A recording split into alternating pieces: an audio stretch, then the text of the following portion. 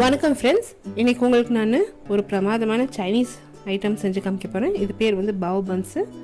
இந்த பாவ் பன்ஸ் வந்து ரீசெண்டாக ரொம்பவே ஃபேமஸாக இருக்குங்க. பெங்களூரில் நிறைய இடத்துல வந்து இது ஃபாஸ்ட் ஃபுட் சென்டர்லலாம் இது செஞ்சு டிஃப்ரெண்ட் டைப்ஸ் ஆஃப் கறி வந்து இதில் ஸ்டஃப் பண்ணி சர்வ் பண்ணுறாங்க.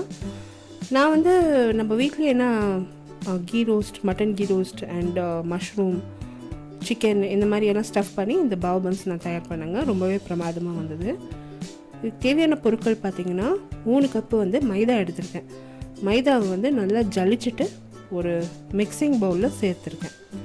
இன்கேஸ் வந்து உங்களுக்கு பேக்கரி கிரேட் மைதா கிடைச்சா அது யூஸ் பண்ணுங்கள். ரேபிட் ரைஸ் ஈஸ்ட்டுன்னு கிடைக்கிறது மார்க்கெட்டில், அது 1 டேபிள் ஸ்பூன் யூஸ் பண்ணியிருக்கேன். Vinegar 1 table spoon, 3 table spoon milk powder. Any brand milk powder நீங்கள் யூஸ் பண்ணலாம். ஒரு கப்பில் வந்து அந்த ஈஸ்ட்டை ஃபஸ்ட்டு பொங்க வைக்க போகிறேன். அதுக்கு சர்க்கரை சேர்த்துருக்கேன், 1 டேபிள் ஸ்பூன் சர்க்கரை சேர்த்துருக்கேன். வெந்நீர் சேர்த்துருக்கேன். கைக்கு பொறுக்கிற அளவுக்கு சூடுக்கு வெந்நீர் சேர்த்துருக்கேன். அந்த சர்க்கரையை ஃபஸ்ட்டு நல்லா மெல்ட் பண்ணிக்க போகிறேன்.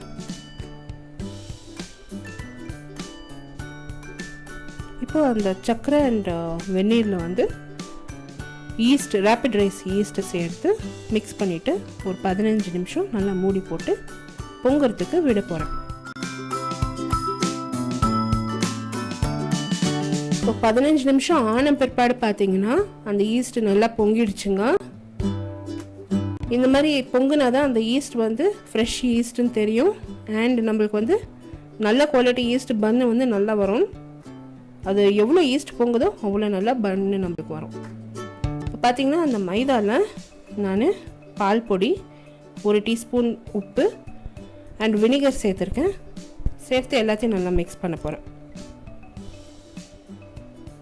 எதுக்கு இந்த பேக்கரி கிரேடு மைதா நம்மளுக்கு தேவைப்படும்னு நான் சொன்னேன்னா, நார்மலாக வந்து இந்த கடைகள்லாம் அதுதான் யூஸ் பண்ணுறாங்க. இன்னும் கொஞ்சம் பன் வந்து நல்லா ஃப்ளஃபியாக வரும், நல்லா டேஸ்டியாக இருக்கும்.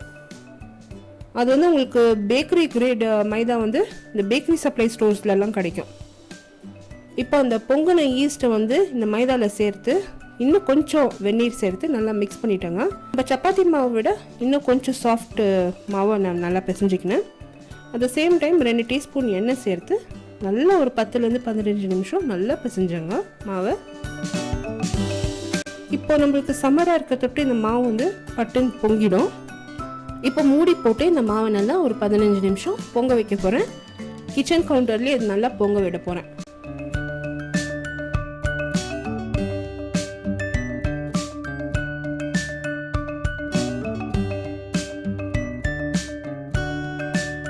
ஒரு 15 மினிட்ஸில் இந்த மாவு நல்லா டபுள் சைஸ் ஆயிடுச்சு, பொங்கிடுச்சு.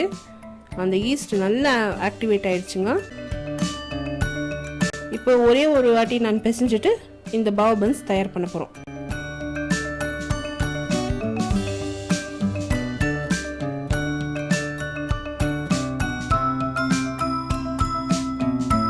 இப்போ ஒரு எலுமிச்சம்பழம் சைஸ் அளவுக்கு இந்த மாவு வந்து உருட்டிக்கணுங்க.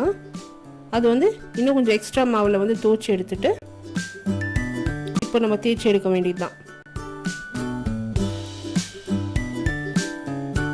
ஒரு விரல் திக்னஸ்க்கு வந்து நம்ம இது தேய்ச்சி எடுக்கணும்.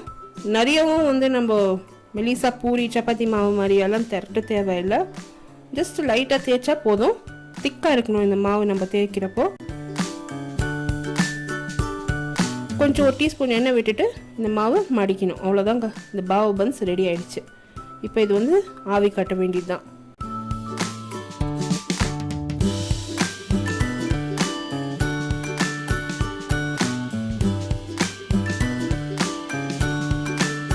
வாழையில மேலே வச்சுடுங்க இந்த பாவ் பன்ஸை. அப்போ தான் நம்மளுக்கு வந்து ஆவி கட்டுறப்போ ஈஸியாக இருக்கும் எடுக்கிறதுக்கு.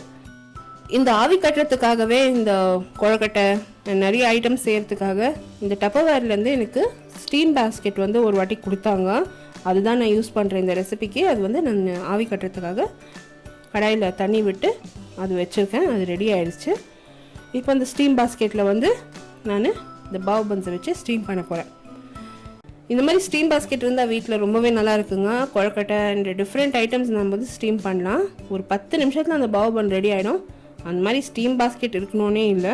நீங்கள் வந்து இட்லி குக்கரில் கூட வச்சு இந்த பாவ் பன்ஸை நீங்கள் ஸ்டீம் பண்ணலாம்.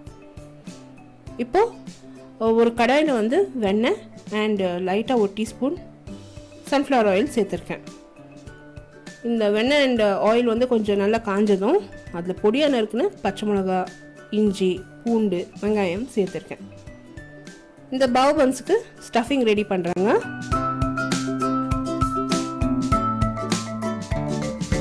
இந்த வெங்காயம், இஞ்சி, பூண்டுல நல்லா பச்சை வடை போகிற வரைக்கும் நல்லா ஃப்ரை பண்ணிட போகிறேன். அது லைட் ப்ரௌன் கலர் வந்ததும் அதில் சிக்கன் பிரெஸ்ட்டு சின்ன சின்ன பீசஸாக கட் பண்ணி வச்சுருக்கிறத சேர்க்க போகிறேன். 250 கிராம்ஸ் அளவுக்கு சிக்கன் பிரெஸ்ட்டை வந்து இதில் நான் சேர்க்க போகிறேன். சேர்த்து இந்த வெங்காயத்தோடு நல்லா ஃப்ரை பண்ண போகிறேன்.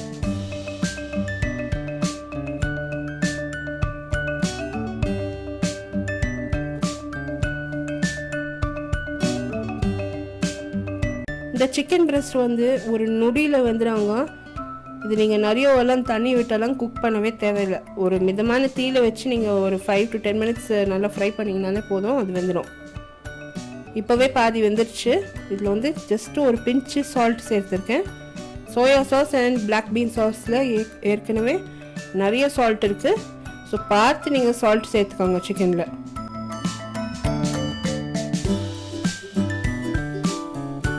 இப்போ இந்த சிக்கனில் வந்து pepper powder, black bean sauce and soya sauce சேர்த்துக்க போகிறேன்.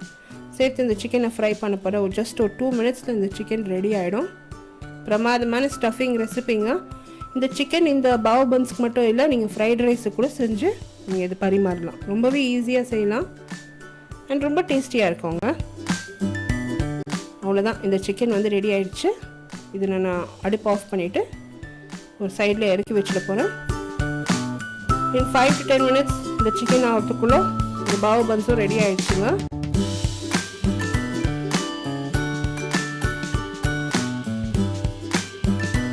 இப்போ பாருங்கள், அந்த பாவ் பன்ஸ் வந்து எவ்வளோ அழகாக பொங்கி டபுள் இன் சைஸ் ஆகி பொங்கி நல்லா பெருசாக இருக்குது.